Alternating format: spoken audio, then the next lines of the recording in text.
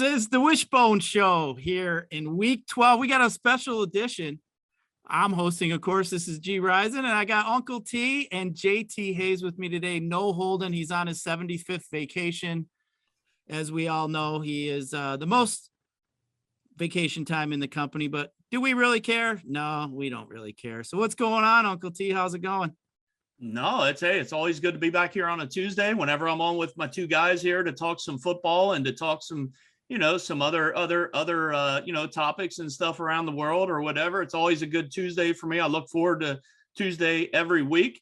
And Holden, wherever you're at, if you're going to listen to tomorrow, or maybe, knowing Holden, even though he's been the host of this show for 11 weeks, he probably won't go back and listen to what we talk about, but hope he's doing well. And it's a fun week though, right, guys? We'll get into the football part, obviously, in a little bit, but it's a fun week. We get to be with our families, hopefully for, all three of us and the rest of the people listening. And, I set my scale back about 10 pounds, so that, when I add that weight here on later on in the week that I don't feel so bloated, but no, it's a fun week. Looking forward to talking to you two the next, 45 minutes or an hour here.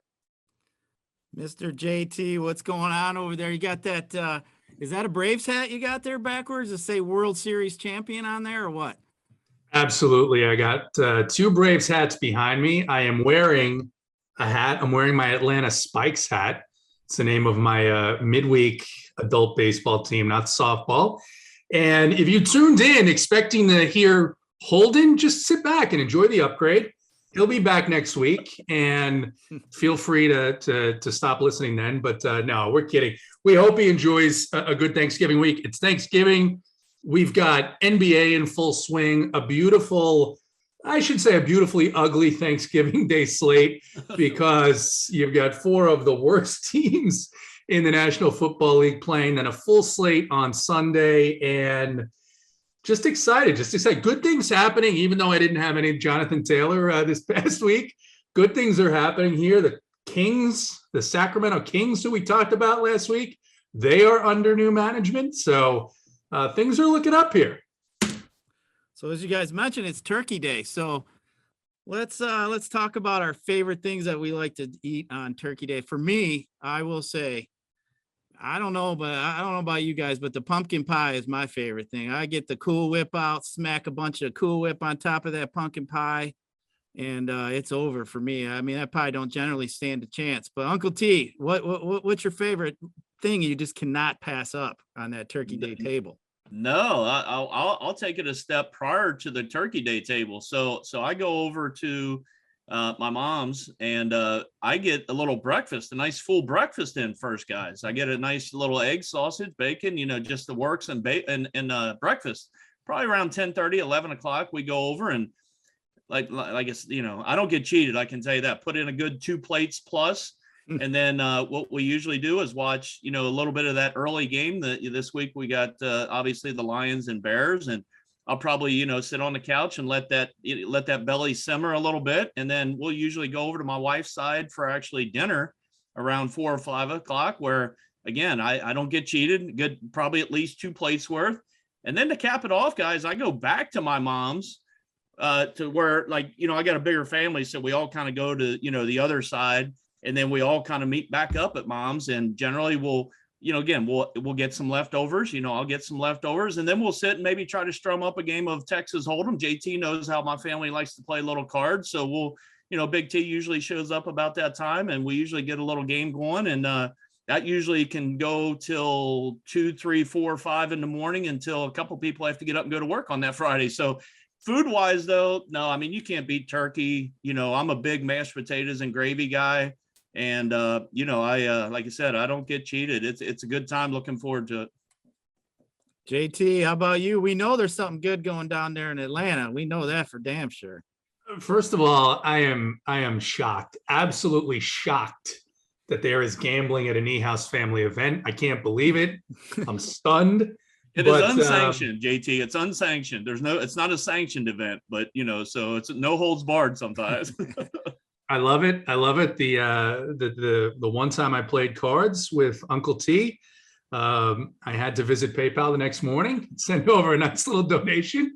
So that was fun. That was good. But Similar to Uncle T, we're going to have a nice breakfast. We're going to go over to my wife's sister's house, and her mother makes a green bean casserole. And I think at this point now, because even this year they're having part of it catered in, and she's making that just for me because she knows that I love it. So I'm going to have the green bean casserole, watch these football games, if you can call them that, and have a good time. And then it's going to be a good weekend going up to the mountains this weekend. So it's going to be great. It's going to be great. It's a really nice time of year, Thanksgiving into Christmas. And if we could top it off by winning a little bit of giblets, it's always nice too.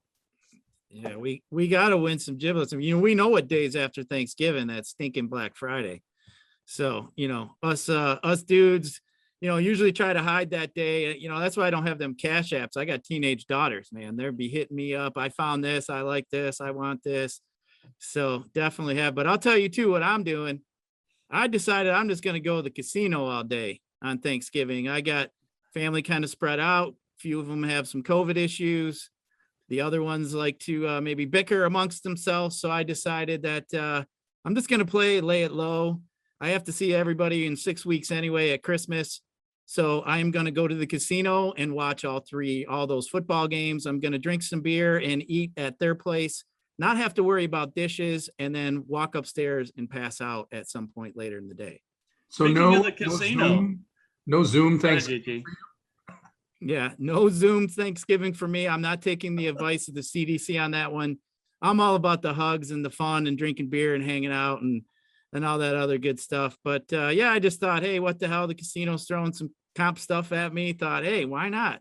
Just kind of get out of the way and let everybody do their thing. And what's more fun to be at a casino when there's football games on? So, it's good fun. But speaking of the casino, Uncle T is heading there immediately following the recording of the Week 12 edition of the Wishbone that we are currently doing. Nice. Yep, down the Belterra Casino. It's right across the border in Indiana. So I'll be heading down there for the evening, and they've got a FanDuel sports book, and I'll probably set up shop there, take the wife for a nice little dinner in the place there. And we're gonna have a little bit of a wager. JT, like you said, never a dull moment with the card game with the Niehaus family, but I might go and wager a couple, maybe 10 or 20 bucks on a game tonight. Got some MAC action. I know if people are listening to this afterward, they be a little bit past, but Uncle T already bet on Western Michigan. So well, we got the golf thing too Friday. Bryson versus Brooks. I know you two aren't really big golf guys, but the match,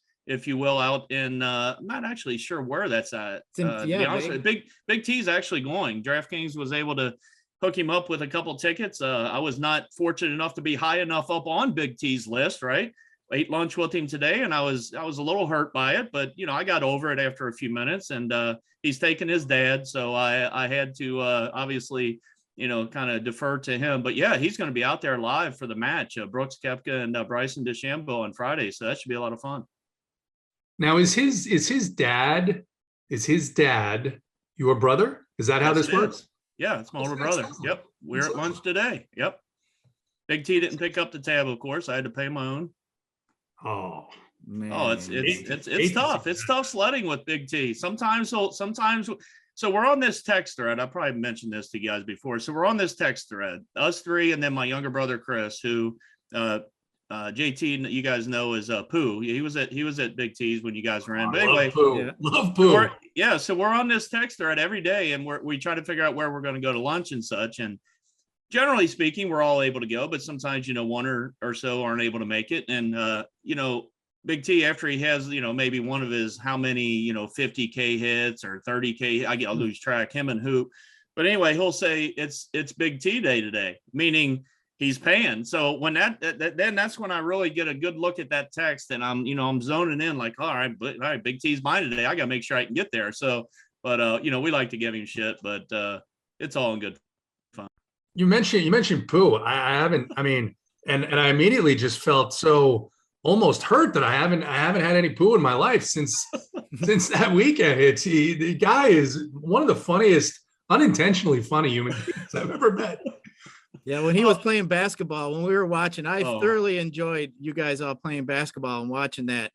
And I will say, I was thinking, man, Uncle T and Pooh, they're getting after it. I mean, these were some young fellows playing, like Tidal was playing. I mean, there were some young 20-year-olds in there. There was, Uncle T's nephews are playing, just out of, college type kids in mid-20s. And I'm thinking, man, these dudes are half their age, man. And now, if you want to talk about a guy that likes the casino now, I'll go probably once a month at the best, once a month. I don't frequent the casinos very, very often. Now, my brother Pooh, now he'll go 3-4 nights a week. So yeah, you talk about a guy that likes to get in there and play some blackjack. That's him. So if you ever like to go come in and you like to go there, you definitely got to go with him because he frequents 2, 3, 4. We've got about, let's see, I think we've got 5 of them now within probably 30 minutes or so, 35 minutes. So we've got a pretty good selection of casinos depending on where we want to go. None of them in Kentucky. I got a FanDuel sports book here close to me in Detroit, and there's a couple different casinos, but I will say it's thoroughly entertaining to people watch, especially when you're in there, when it's getting close to like 7:00 on a weeknight, when you got all the NBA games going on, and the banter back and forth between all the patrons is just fabulous. I mean, like you can literally sit there and just be entertained by what's going on surrounding. And then as you're watching the game, you usually get that overzealous dude who's, letting everybody know he's about to win $20. And it's the greatest day of his life, and blah blah blah, or the guy who wants to rip the casino apart because he lost $20. It's like, man, it's just pure entertainment. I love it. So yeah, make sure you have a good time out there. I like going down there and just hanging out sometimes. Maybe I don't even bet or don't even get at the tables. I just like to go and have a beer. You don't get that other kind of entertainment at most normal bars. So yeah. We sat down. Last time we went down to the place we're going tonight, we were watching college basketball, and we happened to sit next to a group of guys, and this one guy, he was into it, like to your point, but it was the opposite way. He was. We knew he wasn't betting $20 because we were watching his way. I mean, he was the opposite. He was laying some pretty good money down, and he would go up to the betting window where you're not supposed to have any phones out, right? No phones. He's got 2 burner phones, one in each hand, and he's got his regular cell phone right next to the bar top table. A man's got his regular phone and 2 burner phones that he's making wagers on, and he's getting ready to go make wager to the actual window. And we're like, holy shit, you know what I mean? This guy, he's got it really bad. So he's booking games. Oh, it was crazy. He's dumping his book. That's what he's doing. Yeah. He's trying to see he's overweight on stuff. He's dumping games. That's for sure. But I got to ask you guys, I'm in Detroit. I need some outside opinion here about this LeBron James shit that went down here at the Palace, and almost the second malice at the Palace. I mean, that was pretty close. I understand why they suspended Isaiah a little bit more, just because of the way he acted. I mean, he almost did incite a riot. I mean, LeBron is one that a lot of people do like to hate. So I particularly do not care for LeBron. I'll say it again, and I'll say it over and over again. I started watching the NBA because of Michael Jordan, and LeBron James has turned me off of the NBA, especially with a lot of his antics on and off the court. But man, I was praying that I wish Isaiah would have got to him. Now you can say, hey, he had a shot. He was standing nose to nose to him. But man, I think once you realize you're bleeding, I think any human, any guy would be a little bit more enraged when you realize the shot you took just may have caused you 8 or 9 stitches. But JT, I'll go to you first. What do you think about this? What do you think about that whole plane of events that happened down there at the Palace? Pretty wild. I mean, it's almost unquestionable that it was intentional when you watch that video. And what they always say in sports, right? It's the person who retaliates that is going to get either the first penalty or get the more significant suspension. And it's kind of frustrating. But what I will say that's interesting about this is there's a lot of this and all these celebrities, right? It's all this fake love. Everybody's great. But you listen to the way some of the people are talking about LeBron and the action and Stewart's response. And I'll point to one thing in particular. I was watching the Kings broadcast last night. I was really interested in seeing that first game without Luke Walton. And one of the Kings commentators, who I have a lot of respect for, I think she's really good at it, and she was their sideline reporter for a while, but she kind of hinted at the fact that there are many in NBA media that are not fans of the way that LeBron treats some of these players, that perhaps he treats some of the media people. And what she said was, it was, and she actually said it in just these terms, that it was good to see Isaiah Stewart stick up for himself that way against someone of LeBron's stature. I think that tells you a lot about what people think of LeBron at this point in his career, and some of the, maybe the way that he's treated some of these people that he views as beneath him, or he views as simply window dressing in his world. Pretty interesting. But yeah, I thought it was an egregious foul. I think if he does nothing, right, then that he can't do nothing, because you have to defend yourself. But I think, to your point, the fact that he had to be held back 6 or 7 times, it's a good thing he didn't get to LeBron, because LeBron is a big dude. But I wouldn't be wanting Big Stu to be coming after me. Let's put it that way. So it came out too that Big Stu was a competitive boxer. So my man can fight too. So, I mean, we're not talking about some pushover that is going to just back down, but I'll give kudos to the NBA. They get it, right? So, I think the NBA gets it. I'm glad that they left it where these two got to play each other on the 28th. I mean, that's the first time I ever looked ahead on a Pistons schedule, and I can't even begin to tell you how long. I mean, I had never looked ahead to a Pistons game ever. But yeah, I think that's interesting. Uncle T, what'd you think of that mess that went on up there in Auburn Hills, or actually Detroit, Auburn Hills? Man, that building's gone. Yeah, similar takes as JT. It's like, I think along with probably a lot of other people, I'm just getting kind of tired of the whole LeBron, whatever you want to call it, like the whole aura, if you will, around LeBron. I mean, again, not taking anything away from anything he's ever done in his career. He's been unbelievable, right? On the court, you can't, you can't discredit anything he's done. Now, moving from team to team and then back and then now like you can kind of get on him about that and trying to go win championships and stuff. And that's, it's all subjective, right? We all have our different thoughts on that. But as far as the fight itself, it almost, when I looked at it, it almost looked as if, and I'm not saying this could have happened, but it almost looks like stuff might have been said prior to that. Clearly, I'm not even talking about when they lined up for the free throw in the lane. I'm talking about even prior to that. You can't tell me that someone would go, meaning LeBron, who obviously made the move and got him. I'd have a hard time believing anything that would have been said or done while they were on the free throw line, right? Prior to that, wouldn't have. What could he have possibly said that would have tipped him off, or that ticked him off to where he did that in that fashion, I guess is what I'm saying. It made me think that something had to have led up to that.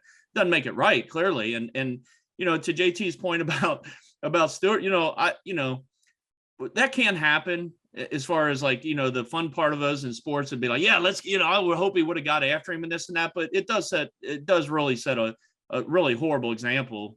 Especially when you got these high school kids and stuff wanting to be on ESPN, and you got all these different things of the high school and younger kids that are coming through, and they emulate these guys. They look up to these guys. They watch these games. And again, I'm not being a cynic here at all. I'm just saying that wouldn't have probably been the best thing. That being said, I do wish Stu would have got through, because even though LeBron's a big dude, the way Stu was going after him, I don't know. If I'm LeBron, I wouldn't have wanted that smoke. I don't think so. I'm in agreement with you guys there. I don't think LeBron would have wanted it.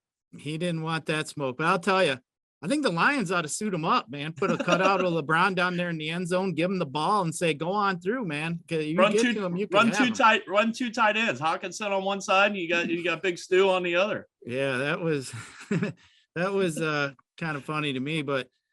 So stick it in Detroit. So, if you guys want to timestamp it now, we'll talk a little football. Let's talk a little bit of the Turkey Day. We only got 3 games, and then we'll break in a little bit of the plays for the main slate, but let's concentrate more here on this Turkey Day. So we got my Detroit Lions winless Detroit Lions at home. Obviously, we always get that game. I forgot. I think it's been since like 1963 or some shit like that.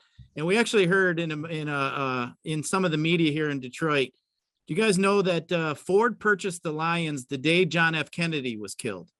So a little side note, if you look at the newspaper on the front of that Dallas in the page, it says right in the bottom corner, Clay Ford purchases the Lions for $6 million. So if we could go back in time and rewind one day, obviously we have some reasons here in Detroit now too, but so looking at this game, you guys, I mean, we got Detroit and the Bears.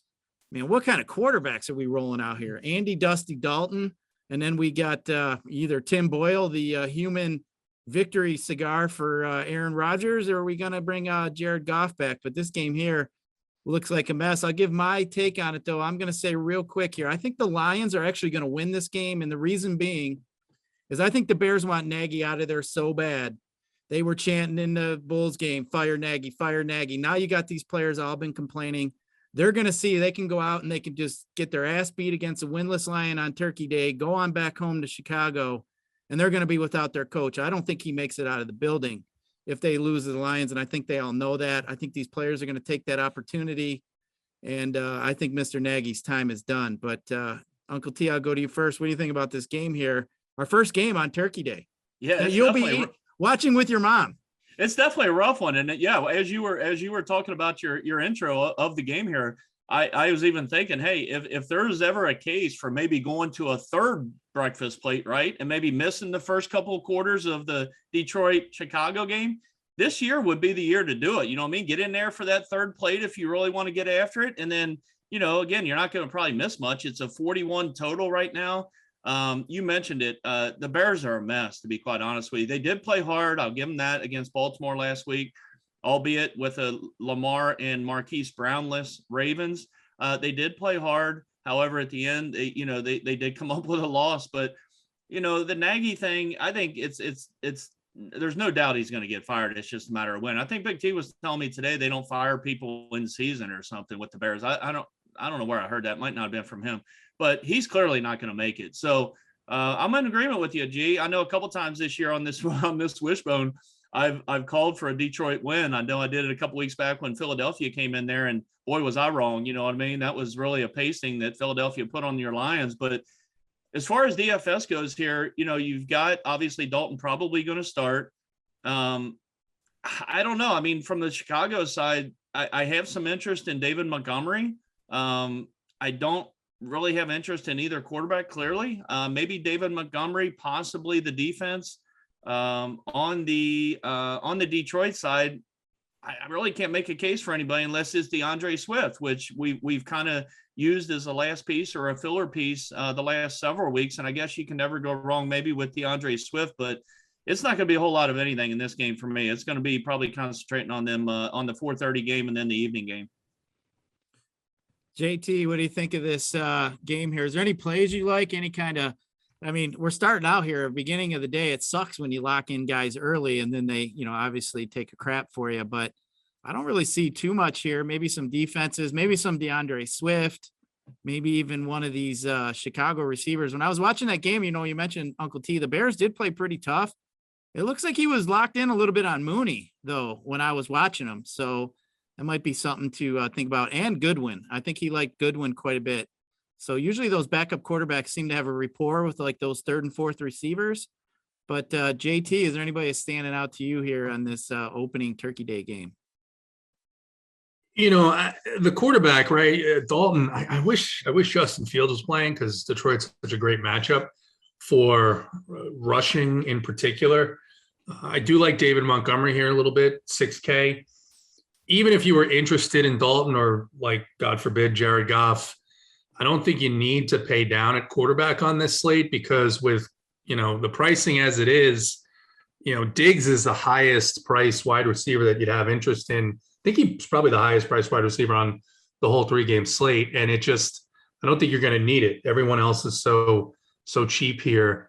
So I think you can play Swift. Swift is a guy who just seems to get a million touches every single game and seems to get it done every week. His price now, though, 7.3. I don't know if he'll make the cut just because I'm not sure yet the way this game is going to go. But I'm still pegging the Lions to get their first win in a couple of weeks against the Falcons. I think that is where their first win is going to come. And so I think, and there's some reports today which were odd that this is Matt Nagy's last game. Right. And they asked him about it at his press conference. And of course he says it's not true. But that's not the kind of report that you want out there floating around. So, You mentioned Darnell Mooney. That seems to be the only receiver that anyone targets on the Bears. Of course, Goodwin did get that last huge bomb as they were trying to come back and win that game against the Ravens. So, but it's not a game I'm going to be loading up on. I mean, all three of these games you can see potentially being very, I can see this one being kind of a snoozer, and then the later two you could see potentially being very, very, very one-sided games. Yeah, I think, the game in the middle is the game that's interesting for me. And we got the next one here is Vegas in Dallas. So we got over under 51. It's about 6 points higher than that Buffalo and New Orleans game, and 10 points higher in the over under than this Bears and Lions game that we talked about. So, other than like maybe Josh Allen, for Buffalo and maybe Diggs, but those are the two guys you might want to look at in New Orleans. But man, this Vegas game and this Dallas game looks like where most of the fantasy action is going to be here. But JT, I'll go to you first back on this one. What do you think here about this Dallas Vegas game? Is there anything that really stands out to you? I know Elliott's been dinged up a little bit. We obviously have them Dallas receivers, Cooper out with COVID, and it looks like Lamb may not make it back. So we got the secondary receivers in there, but anything standing out to you here? Yeah, CD is questionable. They said he was in all the meetings yesterday, which I don't know that means that he's definitely going to be back, but at least he's around the team. And JT, as long as, not to interrupt, as long as they weren't safety meetings, right? I think he might be able to go, right? Those are better meetings. If he had if he was sore, he wouldn't be sore after he left the safety meeting. Definitely don't want your players in. Although I don't think they even test for that anymore. So he could be in the safety meetings, but we'll have to wait and see on CeeDee Lamb. And like you mentioned, Zeke is questionable. It's still a great bounce back spot here against the Raiders. Dak 6.9. He's going to be highly owned, and he should be. He's probably points per dollar, the best option here at quarterback on the slate. Of course, Josh Allen could definitely put up a huge number in the late game, but the guy who I think it depends, right? If Lamb is out, regardless of what Zeke's condition is, I have interest in Tony Pollard. I think Pollard is a guy that they could use a lot more, particularly if Lamb is out. Cooper's already been ruled out. Dalton Schultz is priced all the way up in the mid fives on DraftKings. So I think he really is only a play if Lamb misses. But still, I think Pollard is a guy that they could use both out of the backfield and split out wide. And then, if they're out, if Lamb is out, then I think you do have to look to Zeke Elliott. And the Cowboys defense has been, definitely better at home. And I don't think they looked all that bad against Kansas City. I actually think they played defensively a pretty good game. It was the offensive part of the team that didn't get anything going. So that's kind of where I see. And then on the Raiders side, Waller at 6'4" finally had a kind of a big game this past week. I think he and Renfro at 5'6" are guys you could take chances with. I don't know what's going on with Josh Jacobs. You look at the price, it seems like he's splitting time now with Kenyon Drake, at least to some degree. And so if you think that this game is a game where the Cowboys get ahead big early, then Kenyon Drake at 4.6 is interesting as a guy that maybe gets some blowout run there. Yeah, I like the Tony Pollard, especially Elliott. I mean, we're not sure even if Elliott is in. I mean, is he going to be in as a decoy? Are they going to give him the ball quite a bit? I mean, they obviously have trust in Pollard, so I'm not afraid to go to him. But something to bring up when the tight ends here, the Vegas Raiders give up the third most points to tight ends. So I think Dalton Schultz an interesting play in this game as well. And then another thing too here, just wanting to kind of look, I think. Just kind of looking at that Cowboys defense, they are in the top of the league, top 5 actually, in giving up 20-yard plus passing plays. They've given up 39 of them so far.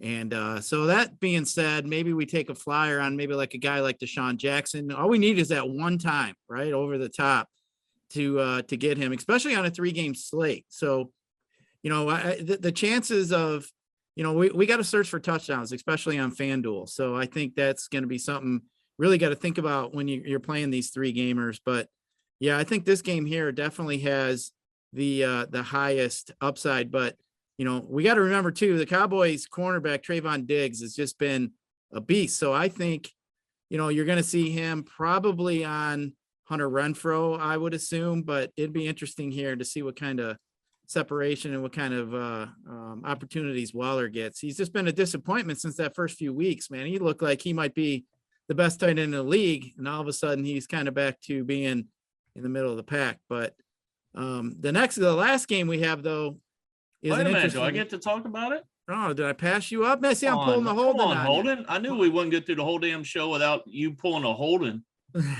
Every week, Uncle T, at some point, it's almost like Kenny on South Park, right? Kenny dies every episode. Every week, someone has to skip over Uncle T, and he loses his mind about it. It's so hurtful, JT. It's so hurtful, Kenny. I mean, Uncle T. It's so hurtful. I love it. Call me I Kenny. wish I'd have said I did it on purpose. I wish I could have said it. I did it on purpose. It'd been funnier if I could have went, I gotcha. I actually have a couple good takes about this game. All right, let's hear them. Yeah, I mean, I do. Hey, the star of the show has got to give us their take here. So let's hear it. Yeah, right. No, I mean, yeah, this game clearly with the total at 50.5. This one could go to maybe 51. I doubt it. It may again do. But let's put it this way: CeeDee Lamb, he was a non-participant yesterday in practice. Obviously, they rolled him out with a concussion. You never know what they're going to do with these concussion situations. So if you're telling me that Lamb and Cooper are both going to probably miss, I mean, you can't help but to not like Michael Gallup. I know he's priced up a little bit based off of where he's been, but he's still got 10 targets last week. Obviously, they were only for a small amount of yards, 44, 54 yards, something like that. But if you're telling me he's going to be the number one probably target along with Schultz, I'm probably going to have some interest in Gallup and then even possibly Cedric Wilson, depending on what kind of value we need. Usually on a 3-game slate, we talked about it earlier. Generally, you can kind of jam in who you want. Pricing is generally pretty soft. But so I do like Michael Gallup a little bit. And I agree with you guys on the Schultz take, but I'll be honest, I think the tight ends are very interesting this week because my favorite tight end in the 3 games is probably Darren Waller as a target of mine on the Raiders side. He's really the only guy right now that I have interest in. He had 10 targets or 10 catches last week against the Bengals. And I think he's kind of popping on my early models here. And then TJ Hawkinson has a pretty good rating here as well. So you got 3 good tight ends. I do like, again, the receivers with Gallup, especially if CD misses. And I'll probably take the side of Waller over Schultz, thinking that people, maybe he'll come in a little bit lower owned in that game. But I'll be honest, guys, I will have pieces of this game for sure because of what we mentioned in the first game. But my bigger interest is probably going to be, I'm going to try to leave, some more slots open for this last game, hoping that maybe everyone just jams in that 4:30 game, that middle game, and maybe I'll have some different pieces available for me in the night game. 2 notes there. Cedric Wilson did get 7 targets last week in that game at Kansas City, and he's just 3.5. And the second part of that, and you're absolutely right, CeeDee Lamb ruled out Sunday with a concussion, 3 days in between games. I would say it's probably less than 50-50 that he plays. If he doesn't play, you mentioned the total may go to 51. There's a pretty good path for this game to go under. Yeah. So I think if you're into taking, well, it doesn't matter because you won't hear this until when? Thursday. You hear it Thursday morning. Jump on the under. I think we're gonna put it out tomorrow, right, G? Yeah. It's gonna go out. It'll be out there for Thanksgiving and it'll be out there for when we talk. I think this game plays a little bit, not necessarily slower, but I think if CD is definitely out, I think it definitely. I'm with JT. I like the under for sure in this game. Well, when the Cowboys were in their days where they like to run, they were literally the slowest team in the NFL. Like they ran the fewest plays. The last few years, they've been a little bit quicker. I think right now they're actually like 8th or 9th. They're actually up there as far as plays run. But the thing is they're missing their outside threats. They're missing their main guys. So I think they're going to dumb it down. And if Elliott's able to go, I think Pollard and Elliott could easily see the ball 15 to 20 times each. If they get out to a 14-3, 17-3 lead, 20-3 lead, right at halftime or so, and it's definitely in the cards because the Raiders are not good. And if they get that, they're going to play even slower in the second half. They're just going to grind out to maybe a 31-10 game or a 27-10 game, something like that, easily play way under what people think. And then you're going to be sitting maybe in a decent spot with some of this late game. Yeah, especially the Raiders. They got Max Crosby. I don't think they're going to put Dak in a position where they're going to leave him to have Mr. Max chase him around. But so Uncle T, we're going to go to you first here for this late game. Man, it's a long day of football. It starts at noon, 12:30 with the Lions. And then the last game is at 8:20. Y'all need to wish me luck. What's the over under on Modelo's I'm going to have from 12:30 to 8:20? I'm going to put that at about 15, I'm going to say, but I'm going to lean under slightly just because you're going to be trying to filter in a lot more food than you normally would during that. So I'm going to say under, maybe for 50. That you might be onto something there. That may be true. And then a couple safety meetings here and there, I might eat a little bit more food than normal. I would smash the over on that. Just smash the over. I do drink them things fast, man. They go down like water. Yeah, I think you've had like 9 since we've been recording. So I mean, I actually started at 2:00 today. It's like 5 that we're recording. I actually had a few, but I've been drinking those SOLs. It's a different kind of Mexican beer. It's really good. I enjoy those. It's little variety is the spice of life. Hell yeah, it's good stuff. But so I don't know what we got here. So okay, I hit the wrong button. You guys are lucky. I almost stopped recording. But either way, so we got these Bills here facing the Saints. It looks like the Saints, maybe without Alvin Kamara, the way it's leaning. But, man, the Bills need to get right. They've been struggling a little bit. You look at their schedule, they got New England coming up twice. So they got to be focused here and win this game. But, Uncle T, I'll go to you first. What do you think about this one? Yeah, I really like this one. Again, I kind of tipped my my hand a little bit with the earlier comments. I'm going to be definitely, maybe, again, like I mentioned, maybe Montgomery in that early game, possibly a run back, but maybe just one guy in that early game, maybe a full fade, and just hope it just totally stinkers, which it probably will. And I'm going to be under in the middle game. In this game, I'm just going to jam in Buffalo here, guys. I haven't really jammed in Buffalo a whole lot all year long, and I think this could be the smash spot. I love Allen. I love Diggs. Manny Sanders is only, what's Manny, 4,800. You got Beasley in there. You got Knox you can go to. And that's not even talking about if you wanted to go to the running backs, which I typically don't like to do much with them. But if you wanted to, they are both cheap.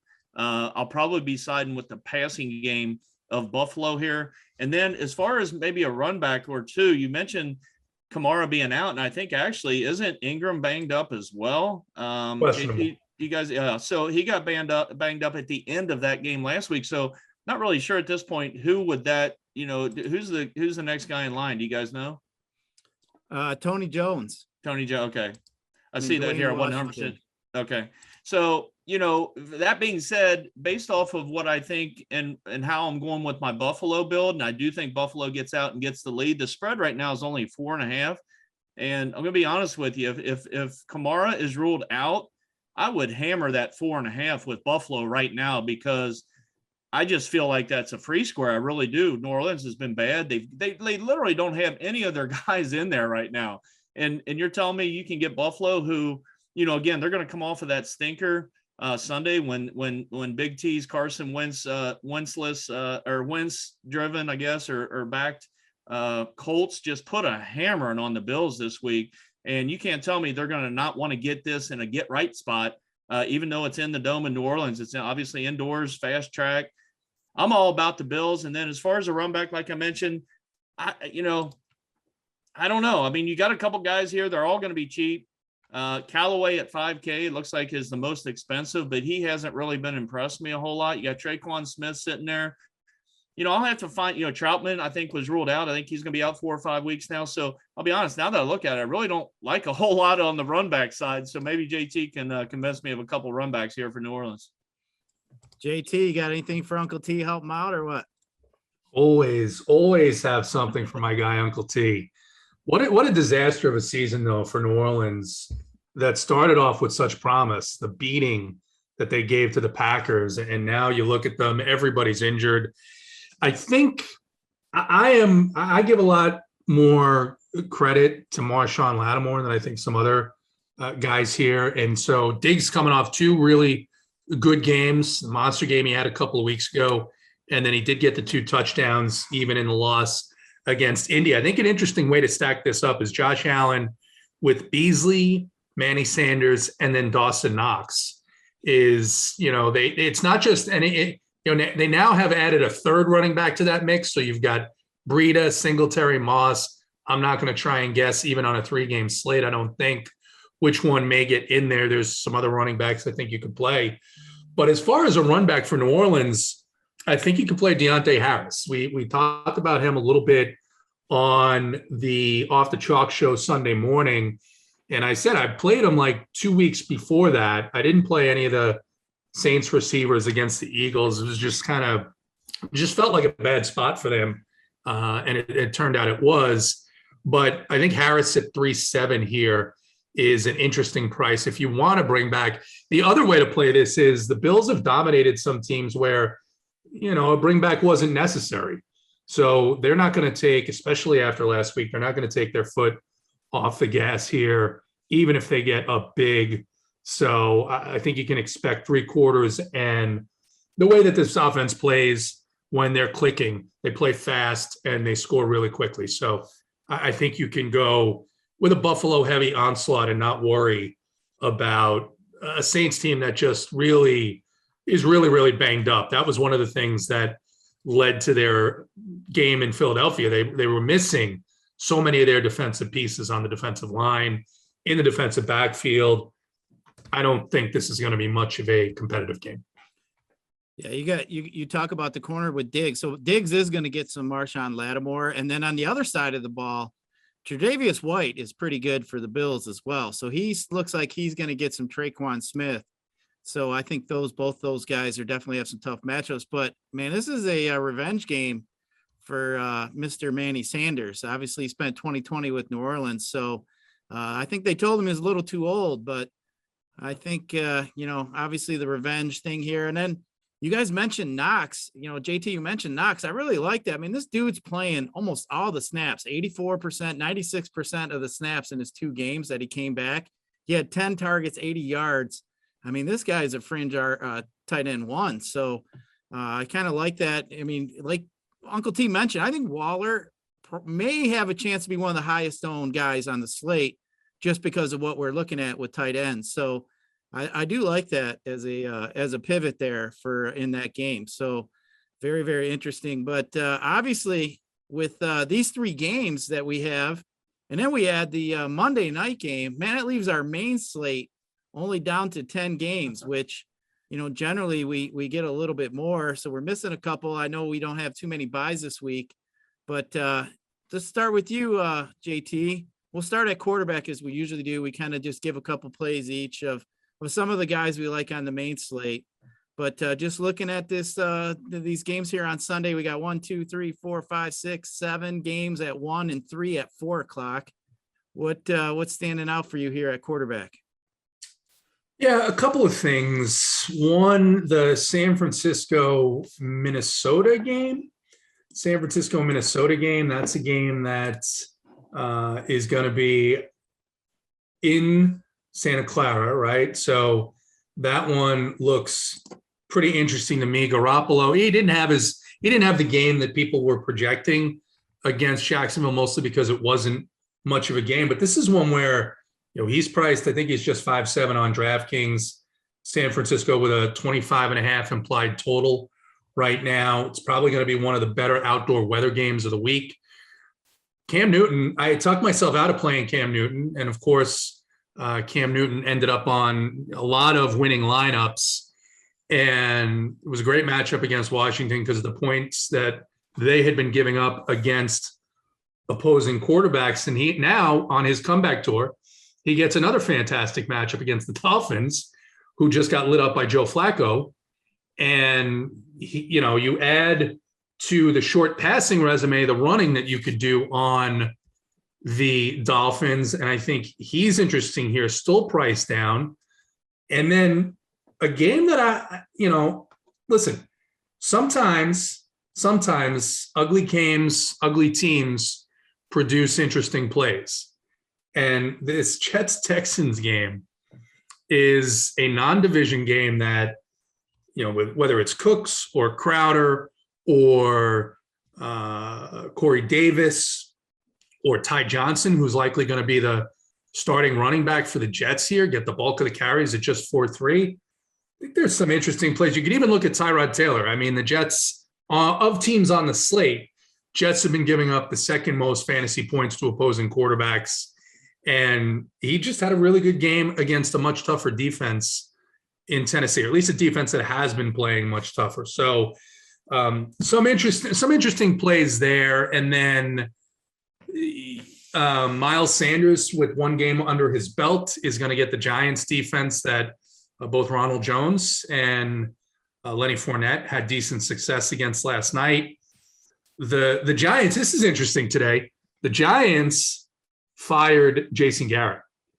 And that's how, I mean, listen, the coaching staff there as a whole, I don't think it's a whole lot to be proud of. They have been dealing with an unusual amount of injuries this season. I want to be fair, but I wouldn't be surprised if the Giants come out a little bit more motivated. It's a divisional game. It's going to be in MetLife, so you got to watch the weather there. But Saquon is down at just 6'3", and this Philly team has been a team that you could run on as well. And then just some wide receivers here that I think are interesting. Deebo Samuel, we just saw what Justin Jefferson did. Devontae Adams did to the Vikings there. So Deebo at 7-9 is interesting. It's an interesting slate. It definitely is. Uncle T, what do you think? Anything standing out to you here? Quarterbacks, any kind of running backs, anything here that you think that we need to pay attention to? Yeah, I like a few of the names that JT brought up for sure. As far as quarterbacks go, I like kind of a couple of the two of my top three guys, at least here early on a Tuesday, obviously, right? We're talking Sunday's games. Brady and Wentz in that Tampa Bay Indianapolis game. I have interest really. You got a 51.5, 52 in a couple places total.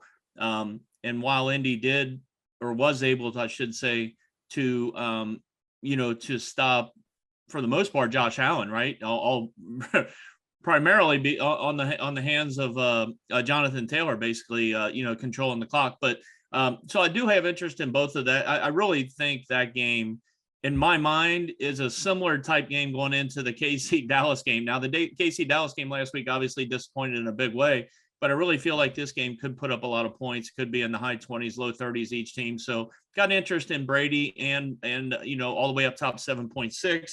You got Carson Wentz all the way down there at 5.8. One other guy I do like, even though Justin Herbert, I think at 6,600, obviously he had a huge game against that Steelers defense on what was that, Sunday night game, I guess. He's only 6'6" in Denver. I don't necessarily mind that. You got a 47 total there.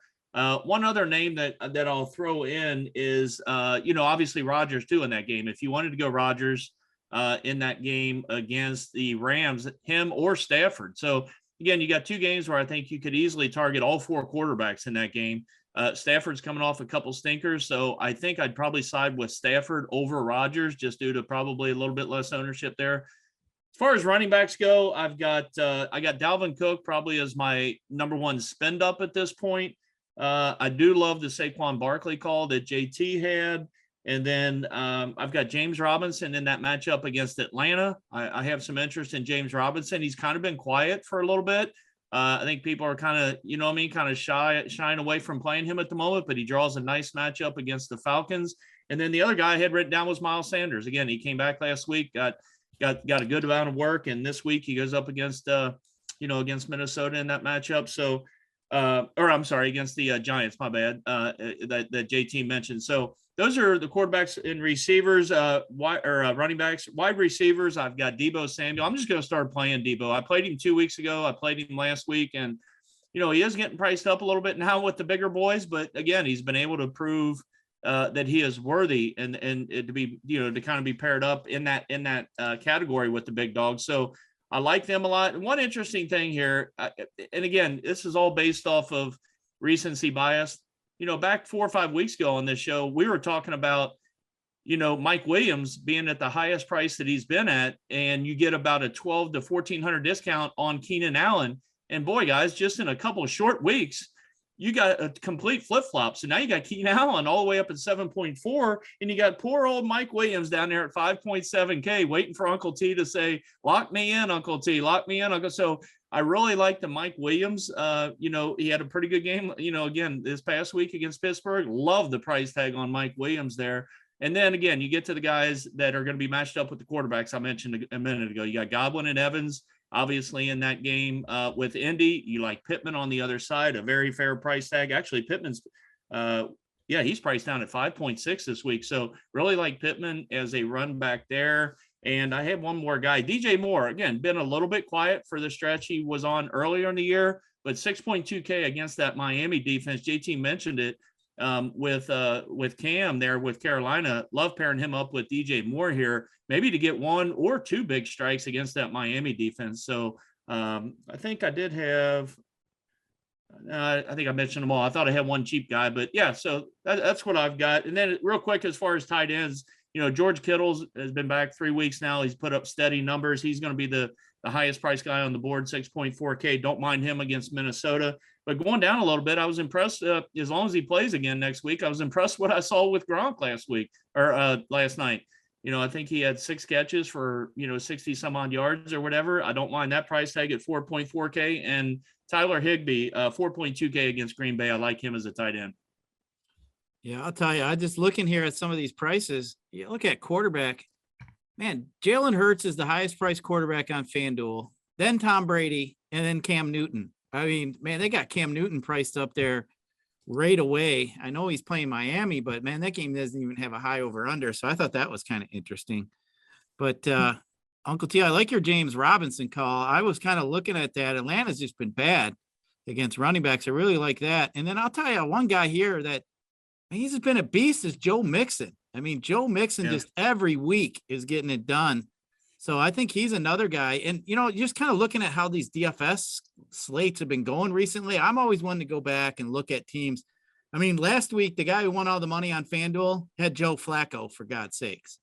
So what we're seeing is I don't think the gap between the lowest scoring and mid-scoring guys into the highest scoring guys and quarterbacks, I don't see that big of a difference to where you're getting some of these guys that are just killing the slate, like the Jonathan Taylors. I mean, if you didn't have Jonathan Taylor last week, you were not coming in the top 5 or 10% in any tournaments. I mean, Jonathan Taylor 5 touchdowns. Obviously, that's really tough to combat. But I feel like anymore, it's like there's a couple spots to pay down, and then you got to take your shot at some of these running backs and wide receivers who are going off every week. So, these quarterbacks don't seem to be. It seemed like last year we were always paying up for these high-end quarterbacks because the Mahomes and the Murrays were just tearing it up, and Lamar Jacksons. And I don't think we're seeing that as much as we are this year. So it's kind of interesting.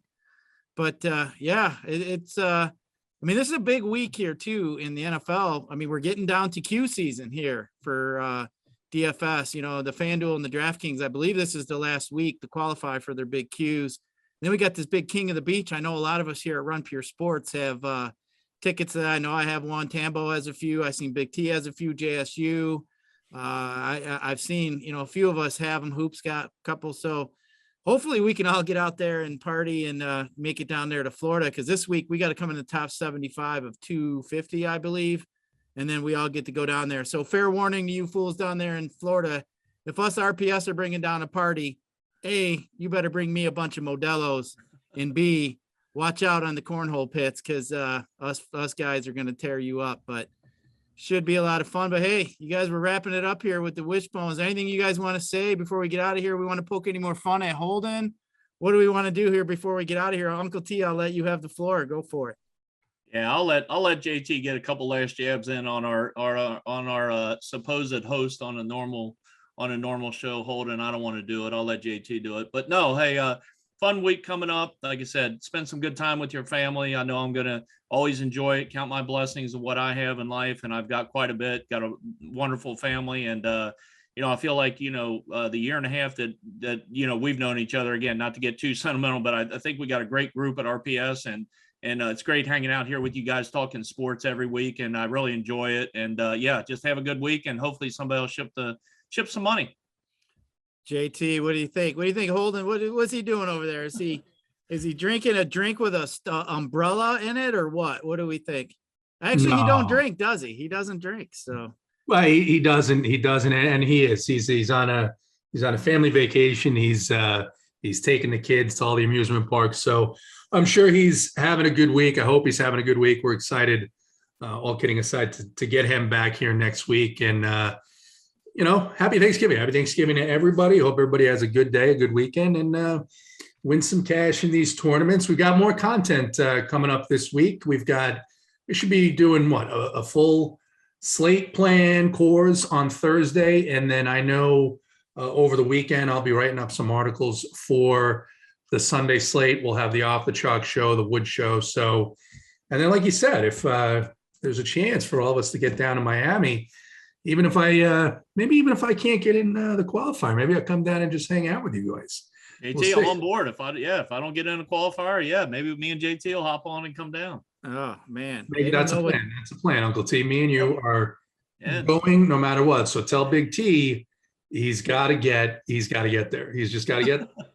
I mean, between Big T and Hoop and all them, they got extra tickets, so they can just tell them, "Hey, give me extra room," and you boys can slide right on in there. So. Yeah, one other quick content. JT mentioned a couple of them, but still, we got our Gems articles every day of this week too. So, I think I'm actually got moved back to Friday. I think Snyder's got Thursday. JT's got a day. So yeah, we still got a full. We'll cover every game, couple games each day, and we still got our Gems articles that are very. I've heard a lot of good feedback that's a good starter for our subscribers to get in there and look at those Gems articles every week. So yeah, definitely get in there and look at them.